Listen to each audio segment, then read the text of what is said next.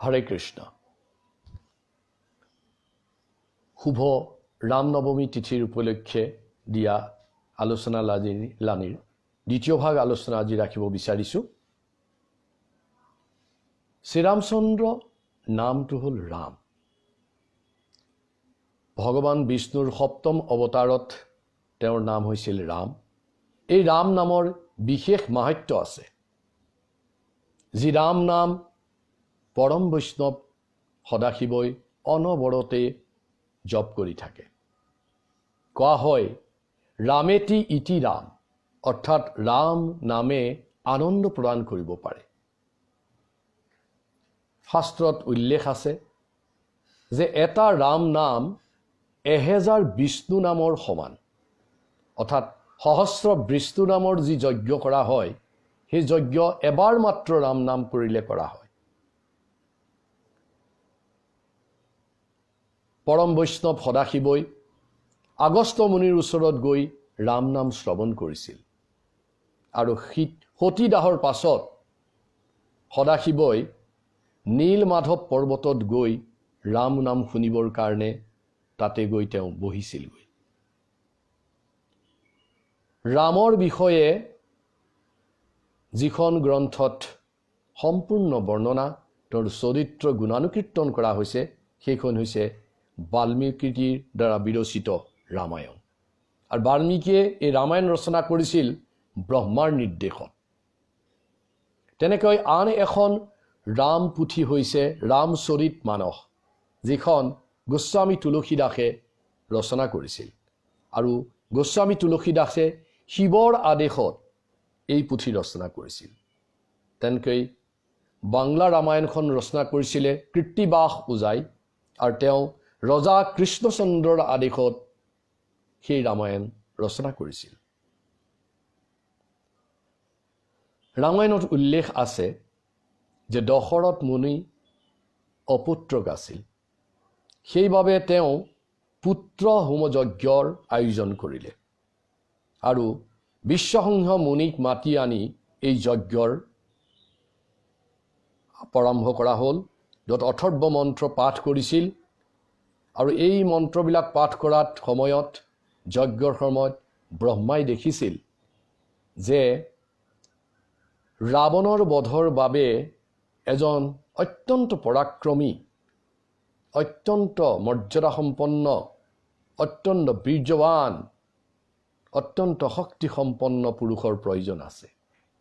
গতিকে ব্ৰহ্মায়ো আশীৰ্বাদ কৰিছিল যে এই যজ্ঞৰ ফল যেন ভাল হয়, য'ত এজন পুৰুষৰ প্ৰয়োজন আছে।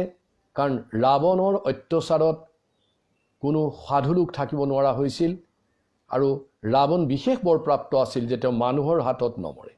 মানুহৰ হাতত মৰিব পাৰে কিন্তু আৰু কাৰো হাততে নমৰে। তেওঁ মানুহৰ হাতে তেওঁকতো মানুহে কোনো বধ কৰিবই নোৱাৰে। গতিকে এনেকুৱা এজন মানুহ লাগিব যিজনে ৰাৱণক বধ কৰিব পাৰিব। তেতিয়া ভগৱান এই যজ্ঞত প্ৰসন্ন হ'ল আৰু তেওঁ আহি ক'লে যে মই 4 ভাগত বিভক্ত হৈ পৰিম আৰু মই গৈ 11,000 বছৰ পৃথিৱীত গৈ ৰাজত্ব কৰিম, আৰু এই সময়ছোৱাতেই ৰাৱণৰো বধ হ'ব। সেই সময়ত কৃষ্ণ যিহেতু শ্ৰীকৃষ্ণ হৰি ভগৱান যিহেতু ভূজগতলৈ আহিব, তেতিয়া বিভিন্ন দেৱ দেৱতাসকলেও যা যোগাৰ কৰিলে যেন ভগৱানৰ এই লীলাত তেওঁলোকেও ভাগ ল'ব পাৰে। সেইৰূপে ব্ৰহ্মাই জাম্বৱন্ত, ৰজা ইন্দ্ৰই বালি, সূৰ্য দেৱতাই সুগ্ৰীৱ, বিশ্বামিত্ৰ মুনি নল, বৃহস্পতি তাৰ ইত্যাদি বিভিন্ন ধৰণৰ অৱতাৰ বিভিন্ন ধৰণে তেওঁলোকে গৈ অৱতৰণ কৰিলে। নলক বিশ্বামিত্ৰ বিশ্বকৰ্মাৰ অৱতাৰ বুলি কোৱা হৈছে, কাৰণ ৰাম সেতুৰ বন্ধাৰ সময়ত নলে অত্যন্ত সুন্দৰভাৱে তেওঁৰ কাৰিকৰী যি দক্ষতা সেয়া দেখুৱাইছিল।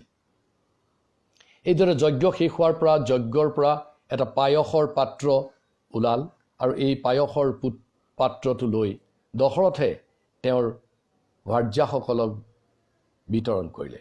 আৰু যথাসময়ত চৈত মাহৰ নৱমীৰ শুক্লা অৰ্থাৎ আজিৰ দিনটোৰ মাজৰাতিত শ্ৰীৰামচন্দ্ৰৰ জন্ম হ'ল।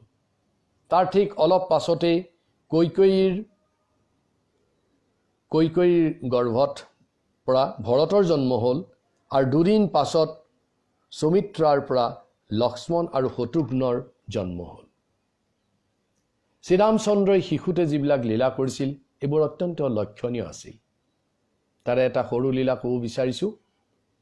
এবাৰ কৌশল্যাই শালেগ্ৰাম পূজা কৰিছে আৰু শালেগ্ৰাম পূজাত তেওঁ প্ৰসাদ দি থৈছে আৰু সেই অৱস্থাত যেতিয়া চকু মুদি তেওঁ প্ৰসাদ নিবেদন কৰি আছিল তেতিয়া শ্ৰীৰামচন্দ্ৰ শিশু অৱস্থাত চুচৰি আহি প্ৰসাদ আৰু শালেগ্ৰাম দুইটাকে খাই পেলালে।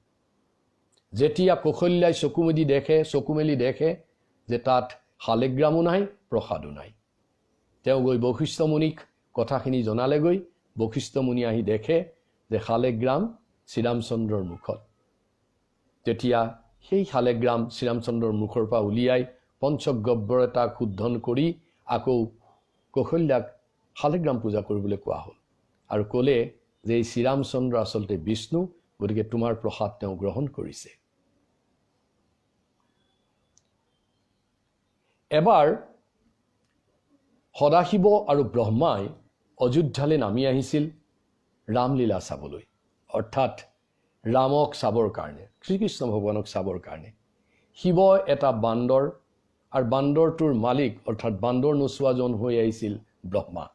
এইদৰে শিৱই বান্দৰ হৈ আৰু ব্ৰহ্মাই বান্দৰৰ মালিক হৈ অযোধ্যাৰ বিভিন্ন ঠাইত বিভিন্ন ধৰণৰ নাচ প্ৰদৰ্শন কৰিছিল। আৰু ৰামে যেতিয়া এই নাচ চাইছিল তেতিয়া পিতৃ দশৰথক কৈছিল যে এই বান্দৰটো মোক লাগে, এই বান্দৰটোক মই ৰাখিব বিচাৰোঁ। দশৰথে কৈছিল তুমি শিশু, গতিকে এই বান্দৰ ৰাখিবৰ এতিয়া তোমাৰ যোগ্যতা নাই বা তোমাক অপকাৰ কৰিব। তো নহয়, তেওঁ অত্যন্ত দৃঢ়তাৰে কৈছিল যে নহয়, এই বান্দৰটো মোক লাগিবই। এয়া আছিল ৰামৰ এটা অন্য শিশুলীলা। তাৰপিছত ৰাম কিশোৰ হ'ল। তেনেতে এদিন বিশ্বামিত্ৰ মুনি আহি দশৰথক ক'লে যে তেওঁ ৰাক্ষসবিলাকৰ প্ৰতাপত থাকিব নোৱাৰা হৈছে, গতিকে তেওঁৰ দশৰথৰ পুত্ৰ শ্ৰীৰাম আৰু লক্ষ্মণক বিচাৰিলে, যাৰ দ্বাৰা তেওঁ এই ৰাক্ষসবিলাক নিধন কৰিব পাৰে। তাৰ দশৰথ বিচলিত হৈ গ'ল, কাৰণ ৰাম তেনেই কম বয়সীয়া কিশোৰ মাত্ৰ। তেনেকুৱাতে ৰজাৰ যিজন মুনি বশিষ্ঠ, তেওঁ আহি ক'লে যে যিহেতু আপুনি দশৰথ ৰজাক ক'লে যে আপুনি যিহেতু ৰাম লক্ষ্মণ আপোনাৰ পুত্ৰগণক মুনিৰ আশীৰ্বাদতেই পাইছে, গতিকে আপুনি এই মুনিজনৰ কথা অৱশ্যে ৰক্ষা কৰা উচিত। তেতিয়া দশৰথে বশিষ্ঠ মুনিৰ কথাত আশ্বাস পাই ৰাম আৰু লক্ষ্মণ দুয়োকে বিশ্বামিত্ৰ মুনিৰ লগত যাব দিলে। আৰু বিশ্বামিত্ৰ মুনিৰ লগত গৈ ৰামে প্ৰথমতে অহল্যাক উদ্ধাৰ কৰে, সুবাহু তাৰকা আদিক বধ কৰে। এইদৰে গৈ তেওঁ বিশ্বামিত্ৰ মুনিৰ আশ্ৰম পাইগৈ। তাতে কিছুদিন থকাৰ পাছত এবাৰ বিশ্বামিত্ৰ মুনিয়ে তেওঁলোকক ক'লে যে তোমালোকে কাষৰ ৰাজ্য মিথিলালৈ যোৱা আৰু তাৰ পৰা মোলৈ অলপ ফুল লৈ আহাগৈ। এই কথাষাৰ কিছু চিহ্নযুক্ত আছিল, সংকেতসূচক আছিল। ফুল মানে আচলতে জনক নন্দিনী সীতাৰ কথা বুজোৱা হৈছে। গতিকে সেই সময়ত আচলতে জনক ৰাজ্যত সীতাৰ বিবাহৰ যোজাৰ চলিছিল। জনক ৰজাৰ বংশধৰসকলে, উপৰি পুৰুষসকলে হৰ অৰ্থাৎ শিৱৰ পৰা এখন ধনু পাইছিল, যিখন ধেনু ৩০০জন সৈনিকে বা ৩০০জন যোদ্ধায়ো দাঙিব নোৱাৰে। সেইখন হৰধনুক ভংগ কৰিছিল শ্ৰীৰামচন্দ্ৰই অনায়াসে।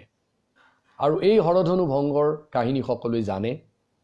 এই হৰধনু ভংগৰ পাছত যেতিয়া জনক নন্দিনী সীতাই শ্ৰীৰামচন্দ্ৰক বৰমাল্য প্ৰদান কৰিবৰ বাবে আহিছিল, তেতিয়া মৰ্যাদা পুৰুষোত্তম ৰামচন্দ্ৰই অযোধ্যাৰ যুৱৰাজ হৈ, ৰাজপুত্ৰ হৈ সীতাৰ ওচৰত মূৰ দোওৱা নাছিল।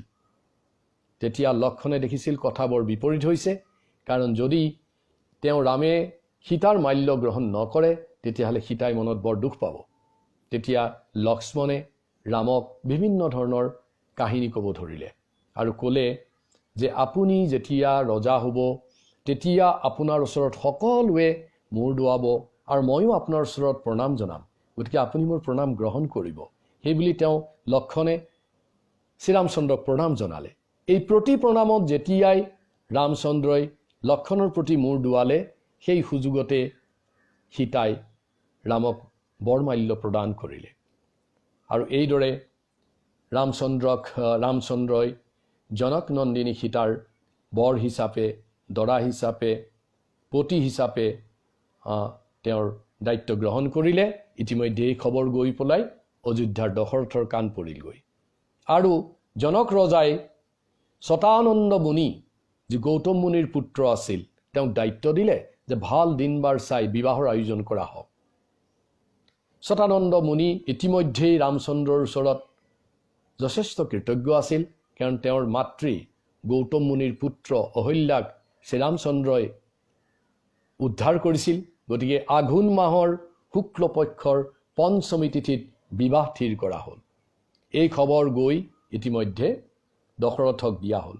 আৰু দশৰথে খুব আনন্দ মনেৰে তেওঁৰ ৰজাৰ প্ৰজাগণকো খবৰ দিলে, আৰু সকলোৱে অযোধ্যাৰ পৰা মথিলালৈ যাত্ৰা আৰম্ভ কৰিলে।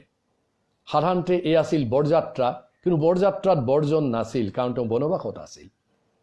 আনহাতে তেওঁৰ ভাতৃ ভৰত আৰু শত্ৰুঘ্ন এই বৰযাত্ৰী হিচাপে আহিছিল। বাটতে ধেমালি খুচুৰভাৱে ভৰত আৰু শত্ৰুঘ্নই বশিষ্ঠ মুনিক সুধিলে যে দাদাৰটো তাত বিবাহৰ থিৰ কৰা হ'ল, দাদাৰ বিয়া হ'ব, এতিয়া আমিও গৈ তাত এতিয়া যাওঁতে বাটত আমাক বহুতে দৰা বুলি ভাবিব, গতিকে আমি তাতে গৈ কন্যা পাম নেকি? বশিষ্ঠ মুনিয়ে ক'লে, একো চিন্তা নকৰিবা, কাৰণ ইতিমধ্যে লক্ষ্মণৰ বাবে উৰ্মিলাক পত্নী হিচাপে গ্ৰহণ কৰাৰ সিদ্ধান্ত লোৱাই হৈছে, এতিয়া তোমালোক দুজনৰ ব্যৱস্থা অৱশ্যেই হ'ব। গতিকে এইদৰে তেওঁলোক আগুৱাই গৈ আছে। এই যাত্ৰাৰ সময়ত এটা নেউল সোঁফাললৈ পাৰ হৈ গৈছিল, আৰু সৰু সৰু গোবৎসবিলাকে গাই মাতৃৰ দুধপান কৰি আছিল। এতিয়া বশিষ্ঠ মুনিয়ে ভাবিছিল যে এইবিলাক অতি শুভ সূচক, যাত্ৰা অৱশ্যেই শুভ হ'ব। আৰু তেওঁলোকক কৈছিল যে দেখা, এই ব্ৰাহ্মণবিলাকে মূৰত পুথি কঢ়িয়াই নি আছে, এই নেউলটো সোঁফালে পাৰ হৈ গৈছে, এই গোবৎসই মাতৃৰ দুধপান কৰি আছে, ই শুভ সূচক, গতিকে তোমালোক দুয়ো ব্যৱস্থা অৱশ্যেই তাত হ'ব। যেতিয়া জনক ৰজাৰ মিথিলা ৰাজ্য পালেগৈ, তেতিয়া জনক ৰজাৰ ভায়েক কুশধ্বজে তেওঁৰ দুগৰাকী জীয়েক মণ্ডবী আৰু সুতকৃতিক ভৰত আৰু শত্ৰুঘ্নৰ হাতত অৰ্পণ কৰিবৰ বাবে জনক ৰজাক প্ৰাৰ্থনা জনালে, আৰু জনক ৰজাই এই প্ৰাৰ্থনা গ্ৰহণ কৰিলে। এইদৰে দশৰথৰ 4জন পুত্ৰৰ বিবাহ সম্পন্ন হৈছিল আঘোণ মাহৰ শুক্লপক্ষৰ পঞ্চমী তিথিত মিথিলাত। সাধাৰণতে বিবাহত খুব আনন্দ উৎসৱ হয়। গতিকে অৰ্থাৎ সীতাৰ মাতৃ সুনয়নী দেৱীয়ে এটা সৰু ক্ৰিয়া বা লীলা কৰিছিল।